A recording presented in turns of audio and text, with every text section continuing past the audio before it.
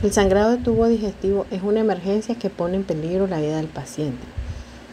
Clínicamente se divide por una división anatómica que es el ligamento de Treace. En sangrado de tubo digestivo alto, que está asociado principalmente a una complicación de la enfermedad ulcerosa péptica. Sin embargo, complicaciones a nivel del esófago o estómago duodeno también puede presentarse como un sangrado. El sangrado debajo del ligamento de Treace se denomina sangrado de tubo digestivo bajo, asociado tanto a enfermedades neoplásicas como a no neoplásicas. Es importante dentro del abordaje del paciente de un sangrado de tubo digestivo considerar siempre las neoplasias malignas como una causa de sangrado. La varices esofágica es una alteración vascular a nivel de las venas submucosas del esófago. Son vasos tortuosos y dilatados que generalmente se asocian a un sangrado masivo. Se presentan hasta en el 90% de los pacientes cirróticos. Pueden romperse y van a causar una hemorragia masiva, falleciendo el 50% de estos pacientes. La mayoría de los pacientes que sobreviven van a tener un resangrado con una mortalidad del 40% en el próximo año. Pacientes con hipertensión portal, el drenaje de la vena porta busca mecanismos alternativos para hacer su drenaje. Dentro de los mecanismos alternativos están la comunicación existente entre las venas gástricas que drenan el sistema porta y las venas esofágicas que drenan la vena gástrica izquierda. Por lo tanto, este sistema venoso se va a ver congestionado con dilatación y tortuosidad de sus paredes. En la primera imagen de la izquierda superior podemos ver un espécimen de autopsia donde se ha vertido la mucosa y pueden verse como líneas azules las venas tortuosas a nivel de la submucosa del esófago. En la imagen de la izquierda inferior es una imagen endoscópica donde las flechas rojas señalan la tortuosidad evidente del sistema venoso submucoso. Histológicamente vamos a ver debajo de la mucosa epitelio escamoso un edema y congestión y la tortuosidad del sistema venoso. A mayor aumento podemos ver cómo puede haber inflamación aguda asociada. Vemos como la pared del vaso se va adelgazando, hay una éstasis vascular con extravasación de los eritrocitos y poco a poco la pared vascular se va debilitando, favoreciendo la ruptura del vaso y la emergencia catastrófica o de la hemorragia de sangrado de tubo digestivo alto. La esofagitis es un término genérico que significa lesión de la mucosa del esófago. Esta mucosa está recubierta por un epitelio escamoso plano, estratificado. Dentro de las causas de la esofagitis tenemos reflujo gastroesofágico, lesiones por químicos o medicamentos, lesiones por radioterapia y la esofagitis eosinofílica. La esofagitis por agentes químicos puede verse en aquellos pacientes que ingieren algún tipo de químico que puede ser quemante o lacerante, como aquellos que atentan contra su vida ingiriendo órganos fosforados o sustancias alcalinas corrosivas, líquidos calientes. En cuanto a la esofagitis por reflujo, se da cuando el contenido gástrico se dirige hacia el tercio distal del esófago. Generalmente el epitelio escamoso del esófago es resistente a la abrasión por los alimentos, sin embargo es sensible al ácido del estómago. Por lo tanto, sufre una lesión importante la mucosa de este órgano. Las glándulas submucosas del esófago proximal y distal participan en la protección de la mucosa porque secretan mucina y bicarbonato. Microscópicamente la mucosa se va a ver hiperémica, enrojecida, lo que puede verse a través de la endoscopía como un enrojecimiento generalizado. A nivel histológico, generalmente lo que pueden encontrarse son algunos eosinófilos a nivel de la epitelio escamoso, seguido por neutrófilos. Además, vamos a encontrar un ligero edema. El epitelio además va a estar engrosado con alargamiento de las papilas de la lámina propia. Histológicamente también se puede encontrar metaplasia intestinal. Esto es una de las complicaciones del reflujo gastroesofágico y es considerada una lesión premaligna asociada a la evolución hacia un adenocarcinoma de la unión gastroesofágica. El término gastritis también se asocia a una lesión de la mucosa del estómago. Esto puede asociarse a hemorragia aguda y a gastritis erosiva aguda. Generalmente puede tener múltiples factores desencadenantes, como el uso indiscriminado de los AINES, el consumo excesivo de alcohol, el tabaquismo excesivo, algunas quimioterapias contra el cáncer, el reflujo biliar, las infecciones sistémicas, los pacientes con un estrés severo, como aquellos que han tenido traumas, quemaduras o se encuentran en una área de UCI, la ingestión de ácidos, álcalis también puede asociarse, los pacientes con gastrectomía distal y aquellos también que han tenido infección por Helicobacter pylori. Dentro de las manifestaciones clínicas pueden ir desde asintomática hasta un ligero dolor epigástrico. También se pueden acompañar de náusea y vómito. Puede haber hemorragia local visible únicamente con un endoscopio o una hemorragia masiva asociada a un desprendimiento de la mucosa. También puede asociarse a hematemesis en pacientes alcohólicos. En la imagen podemos ver los cambios macroscópicos a nivel de la mucosa del estómago. Podemos ver cómo se ve hiperémica enrojecida con un discreto puntilleo rojo. Esto se debe a la hemorragia de la mucosa por la lesión. Microscópicamente lo que vamos a encontrar es un abundante infiltrado de células inflamatorias agudas, donde van a predominar los polimorfos nucleares neutrófilos que son señalados por las flechas amarillas.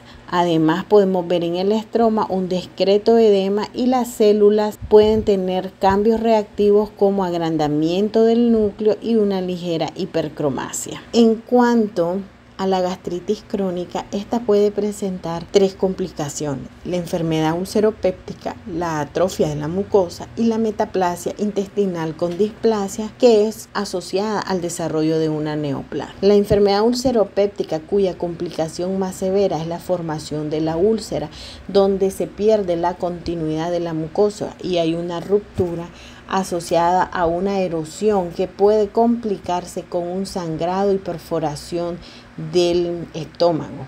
Generalmente estas son crónicas, son solitarias y se asocian a un exceso de jugo o ácidos pépticos. La enfermedad ulceropéptica puede aparecer en cualquier región del tubo digestivo expuesto al ácido gástrico, pero es más frecuente a nivel del antro y la primera porción del duodeno. Estas lesiones inducidas por el ácido pueden afectar también el esófago como consecuencia del reflujo gastroesofágico que ya habíamos discutido antes. La infección por Helicobacter pylori y el consumo de AINES son las principales causas de la enfermedad ulceropéptica. Sin embargo, el 70% de los casos se asocian exclusivamente o asociados a otros factores con el Helicobacter pylori. Como vemos en las imágenes endoscópicas, las úlceras pépticas son 4 veces más frecuentes en el duodeno proximal que en el estómago. Las úlceras duodenales suelen localizarse a unos pocos centímetros de la válvula pilórica y afecta generalmente la pared anterior del duodeno. Generalmente son solitarias en más del 80% de los pacientes y pueden llegar a medir de 0.3 centímetros a 0.6 centímetros, las más profundas. Generalmente tienen una morfología de excavado sobre la mucosa y son redondeadas. La base de la úlcera es lisa y limpia, consecuencia de la digestión péptica del exudado. En esta imagen también podemos ver la evolución de una úlcera en un paciente que posteriormente al tratamiento y erradicación del Helicobacter pylori fue sanando y restableciendo la arquitectura de la mucosa. El Helicobacter pylori tiene diferentes mecanismos para lesionar la mucosa del estómago. Dentro de ellas tenemos la producción de ureasas, proteasas, fosfolipasas, agentes quimioatrayentes de neutrófilo y además la conversión del ácido clorhídrico en ácido hipocloroso que ayuda a la lesión de las células epiteliales. Histológicamente podemos ver en esta imagen con la flecha azul donde está la área de pérdida del epitelio o ulceración. Podemos ver cómo se ha perdido las estructuras anatómicas como la glándula. Además hay abundante extravasación de sangre e inflamación. Como vemos, la inflamación está rodeando ese vaso de mediano calibre señalado con la flecha amarilla. Generalmente cuando va evolucionando el cuadro y lesiona a este tipo de vaso es lo que facilita que se dé la hemorragia, que luego es clínicamente evidente. En esta otra imagen histológica podemos ver cómo en la periferia podemos todavía observar las estructuras glandulares y posteriormente se pierde porque hay una ulceración asociada a un infiltrado inflamatorio agudo. Microscópicamente, con tinción de Gienza, podemos observar las formas bacilares sugerentes de Helicobacter pylori en pacientes que tienen gastritis aguda. Los sangrados de tubo digestivo se pueden presentar cuando son superior al ligamento de Treis, como hematemesis o melena. Es importante siempre que consideremos las causas neoplásicas del sangrado de tubo digestivo. Dentro de las neoplasias malignas más frecuentes, estas van a variar según el sitio anatómico. A nivel del esófago, en el tercio proximal, lo más frecuente es el carcinoma escamoso. Recordemos que esta parte está recubierta por un epitelio escamoso, por lo tanto, la génesis de una neoplasia maligna va a ser de tipo carcinoma escamoso. En los siguientes 2 tercios, en el tercio distal, en donde se desarrolla como lesión preneoplásica una metaplasia intestinal asociada al reflujo gastroesofágico, esta metaplasia luego puede favorecer al desarrollo de un adenocarcinoma. Recordemos que el término adenocarcinoma significa una neoplasia maligna epitelial que morfológicamente recuerda las estructuras glandulares. A nivel del estómago, principalmente asociado al Helicobacter pylori, se desarrollan 2 tipos de neoplasia, como es el adenocarcinoma y el linfoma tipo mal o linfoma de células linfoides asociadas a mucosa. En el intestino delgado y grueso principalmente vamos a encontrar los adenocarcinomas y en el recto y el ano principalmente el adenocarcinoma. En las imágenes histológicas podemos ver un carcinoma escamoso a la izquierda y un adenocarcinoma. El carcinoma escamoso, lo que vamos a ver es un epitelio escamoso donde ha invadido la membrana basal y tiene todas las características de anaplasia. Los adenocarcinomas forman nuevas estructuras glandulares totalmente anaplásicas con pérdida completa de la relación núcleo-citoplasma, pérdida de la función secretora de mucosa y con capacidad de metastizar e invadir tejido local. El cáncer de estómago, por su parte, generalmente el 90% son adenocarcinomas.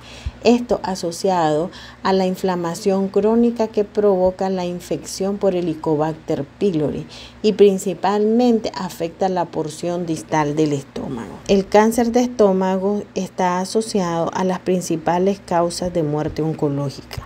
Podemos ver en esta estadística del 2022 en Nicaragua como las muertes podemos ver en esta estadística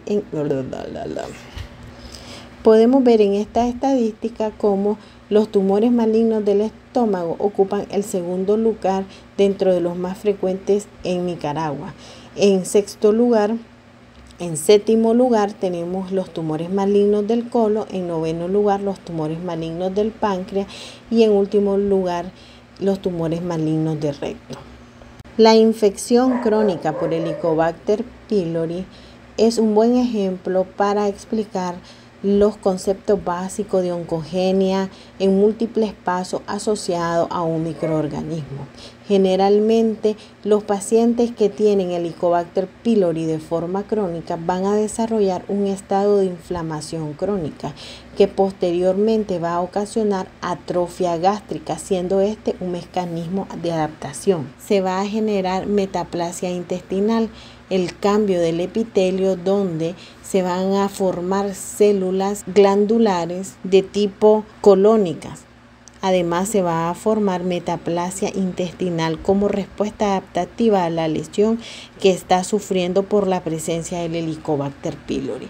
Si este no es eliminado y persiste la lesión, estos cambios adaptativos van a evolucionar hacia una displasia, lo que se considera una lesión premaligna. La displasia puede evolucionar desde una displasia de bajo grado hasta una displasia de alto grado o carcinoma in situ. Generalmente, si esta no es tratada o diagnosticada a tiempo, esto va a evolucionar a un cáncer gástrico. Histológicamente podemos ver en esta fotografía estructuras glandulares desordenadas, hipercromáticas, con núcleos que han perdido la polaridad, con pérdida en la función de secreción de moco. Esto es un adenocarcinoma del estómago. Sin embargo, los adenocarcinomas a nivel del tracto gastrointestinal pueden verse de la misma manera. En cuanto a los adenocarcinomas del intestino delgado, generalmente van a estar ubicados en la región periampular. Puede estar asociado a enfermedades inflamatorias autoinmunes, genéticas y familiares. A nivel del intestino grueso, los lugares más frecuentes son el colon sigmoide y el recto.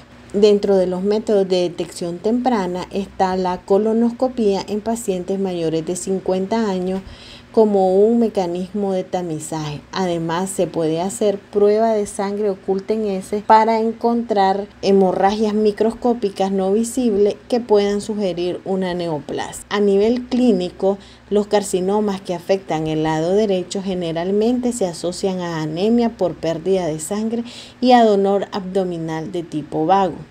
Los carcinomas que afectan el marco cólico izquierdo generalmente se asocia a cambios en los hábitos intestinales, es decir, hay periodos de diarrea con periodos de estreñimiento y algunas veces pueden presentar sangrado rectal. Estos datos son importantes para hacer un tamizaje de los pacientes al momento que llegan a la consulta.